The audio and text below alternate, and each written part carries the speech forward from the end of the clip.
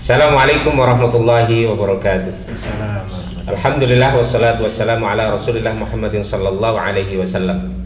Podcast Gisting Mengaji Masjid Al-Munawwarah. Gisting pagi ini hari Ahad setelah kajian subuh berjamaah kembali hadir menyapa pemirsa, dan pada kesempatan pagi ini kami Masjid Al-Munawwarah Gisting kedatangan tamu yang alhamdulillah di tengah kesibukan beliau masih menyempatkan waktu untuk hadir di Masjid Al-Munawwarah Gisting.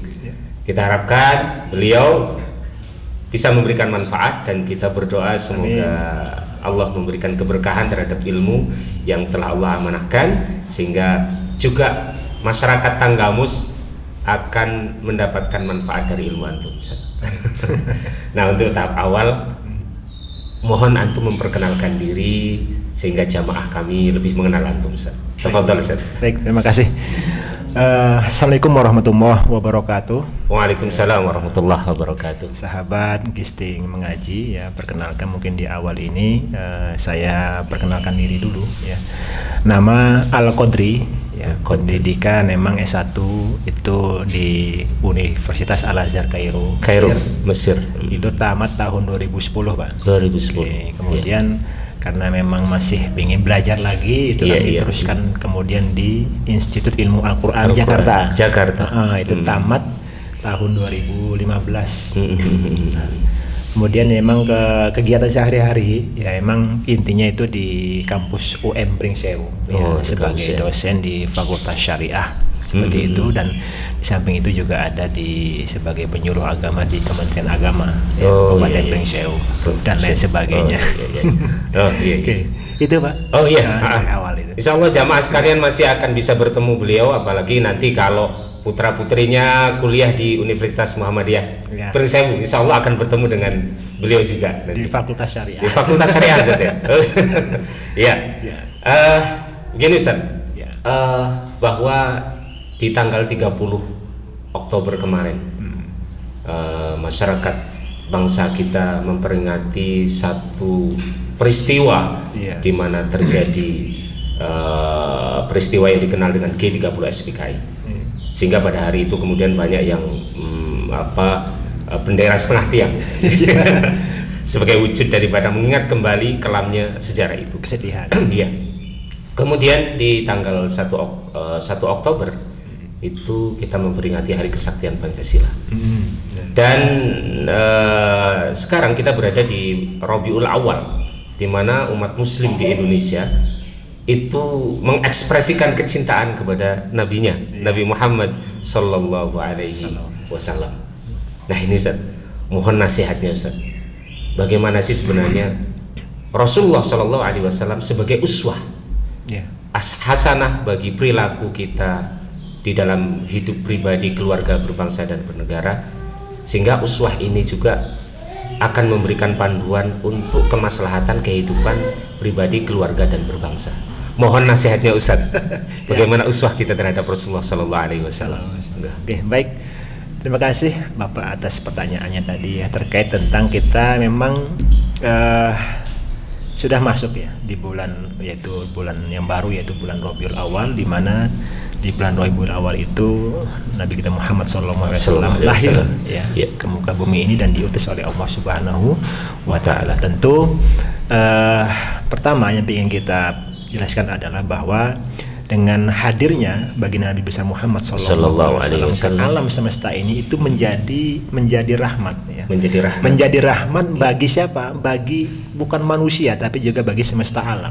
Ma arsalnaka illa rahmatan lil alamin. Nah, maka ada ulama tafsir itu, yaitu Syekh Mutawalli Sya'rawi, beliau kebangsaan Mesir, pun menafsirkan kalimat al-alamin, rahmatan lil alamin. Alam di situ ditafsirkan oleh beliau bahwasanya kullu masiwallah fahuwa alam. Jadi alam itu apa menurut Syekh Mutawalli Sya'rawi? Setiap segala sesuatu selain daripada Allah itu adalah alam. Nah, maka Nabi besar Muhammad SAW itu diutus untuk apa-apa yang selain daripada Allah. Jadi nggak cuma manusia, bahkan ke jin pun, ke tumbuh-tumbuhan, ke batu-batuan pun itu pun diutus baginda Nabi Muhammad SAW untuk itu semuanya, Pak. Iya, iya, iya. Jadi Nabi itu merahmati, tidak hanya merahmati manusia, akan tetapi juga merahmati jin pun sekalipun dirahmati oleh Muhammad SAW. Pernah suatu ketika itu sebagai contoh, Nabi itu lagi berjalan bertiga dengan para sahabatnya, tahu-tahu Nabi itu bukan ngilang, pergi. Besok pagi baru muncul lagi, ditanya, ya Rasul tadi malam kemana? Oh tadi malam katanya apa? Diundang oleh saudara kita dari bangsa jin untuk apa? Mereka minta diajarkan Al-Quran, Pak. Ini bukti bahwasanya Nabi Muhammad itu juga merahmati jin. Ya, jadi banyak contoh-contohnya seperti itu. Nah, akan tetapi karena memang tujuan utama Nabi itu diutus sebagai rahmatan lil alamin, maka rahmatnya itu tidak hanya untuk manusia, ya, tapi juga untuk semua alam. Kullu ma siwallah fahuwa alam. Setiap segala sesuatu yang selain daripada Allah itu adalah doa alam. Oke, dari segi keluarga dulu, Pak, merahmati alam. Nah, dengan hadirnya Nabi Muhammad SAW itu, Nabi pun mengajarkan kepada kita untuk merahmati keluarganya sendiri dulu. Keluarga umatnya terdulu. Kemudian apa? Jadi suatu ketika itu ada sahabat Nabi yang bernama Al-Aqra ibnul Habis. Ketika itu Al-Aqra ini melihat Nabi itu mencium kening cucunya Hasan bin Husain itu. Nah, ketika itu apa kata Aqra ibnul Habis? Ya Rasulullah, innali isna asyarah waladan ma qabbaltu minhum ahadan. Aku ini punya anak 12, kata Aqra ini. Tidak satu pun yang pernah aku cium keningnya. Kenapa? Nabi melihat Nabi mencium kening cucunya. Lalu terus dia bilang, aku ini punya anak 12, tidak satu pun yang pernah aku cium keningnya. Terus kata Nabi apa? Man lam yarham lam yurham. Kata Nabi, siapa yang tidak menyayangi maka dia tidak akan disayangi. Artinya apa? Nabi mengajarkan kasih sayang, Pak. Iya. Dimulai dari mana dulu? Dimulai dari keluarga. Anak, istri, keluarga, orang tua, kakak, adik dan lain sebagainya. Kenapa? Karena memang dari keluarga tadi itulah yang nanti bisa membentuk sebuah generasi yang soleh dan soleha. Dan ini menjadi harapan kita semua bahwasanya keluarga tadi itu menjadi keluarga yang soleh dan soleha, Pak. Nah, jadi dari keluarga dulu. Nah, ketika keluarga tadi itu sudah soleh dan soleha, maka tatanan masyarakat pun akan menjadi lebih baik. Kita nggak bisa membayangkan bagaimana kalau misalkan setiap keluarga itu menjadi keluarga yang soleh dan soleha, mengikuti apa yang diajarkan oleh Rasulullah SAW dan dicontohkan oleh Rasulullah SAW, Pak. Menjadi keluarga yang soleh dan soleha, dekat dengan Al-Quran, dekat dengan Rasulullah SAW, maka nanti apa? Terciptalah tatanan masyarakat yang soleh dan soleha juga. Dan ini nanti imbasnya juga untuk berbangsa dan bernegara. Kenapa? Karena masyarakatnya sudah soleh, sudah soleha, sudah baik dan sebagainya. Maka apa? Maka bisa tercipta yaitu nanti kemudian apa? Baldatun thayyibatun wa rabbun ghafur. Itu bisa tercipta. Kenapa? Karena setiap keluarga di suatu daerah tersebut sudah cinta kepada Rasul, iman kepada Allah, iman kepada Rasul, dan cinta kepada Rasulullah SAW. Maka tercipta nanti baldatun thayyibatun wa rabbun ghafur. Nah, jadi dengan momentum dengan bulan Rabiul Awal ini di mana Nabi Muhammad SAW itu lahir, maka ini menjadi momentum bagi kita dan pelajaran bahwasanya kita itu memang harus menebar apa, Pak? Kasih sayang. Menebar kasih sayang. Kepada siapa? Kepada siapa saja. Baik kepada manusia maupun kepada makhluk-makhluk Allah yang lain. Kenapa? Karena memang tujuan Nabi itu diutus adalah untuk rahmat untuk sekalian alam. Maka umatnya pun juga harus berusaha semaksimal mungkin juga bisa menebar kasih sayang dan rahmat untuk orang-orang yang ada di sekitarnya. Jangan sampai nanti dia menyakiti tetangganya, menyakiti temannya dan lain sebagainya, gibah, gunjing dan lain sebagainya. Kenapa? Kalau misalnya gibah dan gunjing sebagainya itu, maka apa? Tidak sesuai dengan tuntunan yang apa yang diajarkan oleh baginda Nabi besar Muhammad SAW untuk menebar kasih sayang. Maka dengan momentum tersebut kita mengittiba atau ittiba'ur Rasul, mengikuti ajaran Rasul itu nanti hasilnya adalah kita bisa berkehidupan, bermasyarakat, bernegara dan berbangsa itu menjadi lebih baik dan benar lagi, Pak. Karena apa? Karena memang Nabi itu diutus untuk apa? Menyempurnakan akhlak. Maka akhlak itulah yang dulu pertama kali dibina dan dibentuk oleh Rasulullah SAW sehingga muncullah generasi-generasi seperti generasi para sahabat yang kita kenal dalam sejarahnya itu memang dengan memiliki apa karakter-karakter yang sangat kuat dalam segi akhlaknya, keberaniannya dan lain sebagainya. Nah, itu hasil didikan dari baginda Nabi besar Muhammad SAW dan kita pun bisa seperti itu, Pak. Selama apa? Selama mau mengittiba, mengikuti apa yang diajarkan oleh Rasulullah SAW. Jadi seperti itu, Pak. Ya, menarik sekali Ustaz. Jadi tadi ada satu kata yang menurut saya ini perlu kita perdalam lagi. Iya. Bahwa Rasulullah diutus untuk seluruh alam. Yang dikatakan alam tadi adalah kullu ma siwallah. Bahwa segala sesuatu selain Allah itulah alam. Maka ternyata Nabi diutus untuk seluruh alam.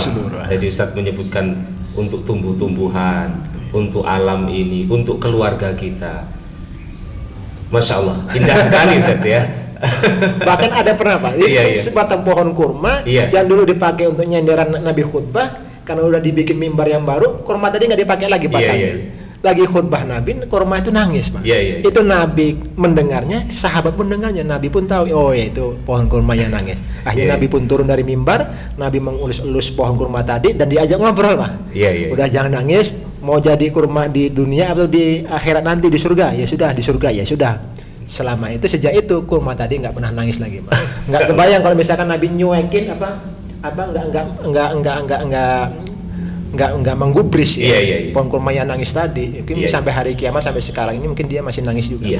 Itu tanda Nabi merahmati tumbuh-tumbuhan gitu. Maka setiap pribadi yang menjadikan Rasul sebagai uswah, sebagai contoh, tentu akan jauh dari makna-makna Islam itu agama keras. Apalagi kemudian radikal, teroris ini yang kadang selalu dilempar kepada kita. Maka momen ini Ustaz, Rasulullah SAW jauh sekali ajarannya dari makna-makna itu. Pesan terakhir Ustaz bagi jamaah Ustaz. Oke, baik sahabat Gisting Mengaji ya. Jadi pesan dari momentum Rabiul Awal itu, dan dengan berkehidupan kita berbangsa dan bernegara, bahwasanya mari kita jadikan bahwasanya momentum Rabiul Awal itu dengan lahirnya baginda Nabi besar Muhammad sallallahu alaihi wasallam itu sebagai pelajaran bagi kita untuk senantiasa menebar kasih sayang untuk ke siapa saja, ya, baik kepada orang yang sudah beriman ataupun yang belum beriman, kepada siapa saja. Ya, artinya tidak pilih-pilih lah. Selama dia makhluk Allah, hidup di dunia ini, maka kita perlu berkasih sayang kepada mereka. Sehingga apa yang tadi dikatakan bahwasanya identik, ya, baru-baru ini kan identik. Ya, Islam itu diidentikan begini begitu dan lain sebagainya yang selalu negatif. Nah, artinya apa? Anggapan-anggapan seperti itu tidaklah benar, ya. Karena apa? Karena Islam memang tidak mengajarkan orangnya untuk keras, apalagi untuk menteror, ya. Tidak diajarkan seperti itu dalam Islam. Akan tetapi apa? Justru sebaliknya, Islam melalui Nabi Muhammad SAW mengajarkan kita ini untuk selalu berkasih sayang, lemah lembut, ya, supaya menghargai, tolong menolong orang-orang yang ada di sekitar kita, dan tidak mengganggu orang lain, tidak mengganggu keselamatan orang lain, tidak mengganggu kenyamanan orang lain. Artinya apa?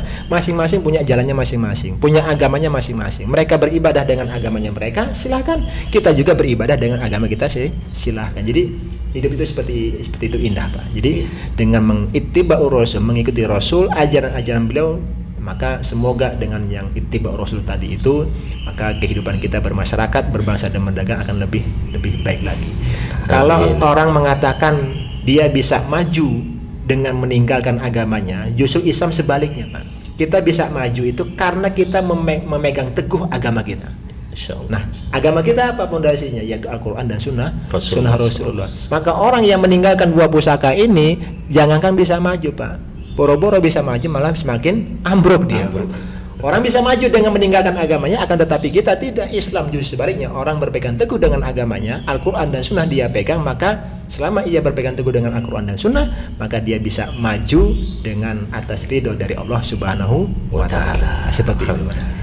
Terima kasih sekali Ustaz. Semoga ke depan nanti bisa kita sambung lagi diskusi yang menarik gitu, sehingga Islam betul-betul akan nampak rahmatnya. Dan ini pula lah kenapa Masjid Al-Munawwarah hadir, bahwa memakmurkan masjid untuk menebarkan rahmat bagi seluruh alam.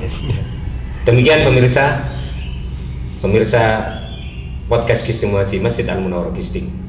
Semoga Allah memberikan manfaat terhadap diskusi ringan yang kita sampaikan pada kesempatan kali ini.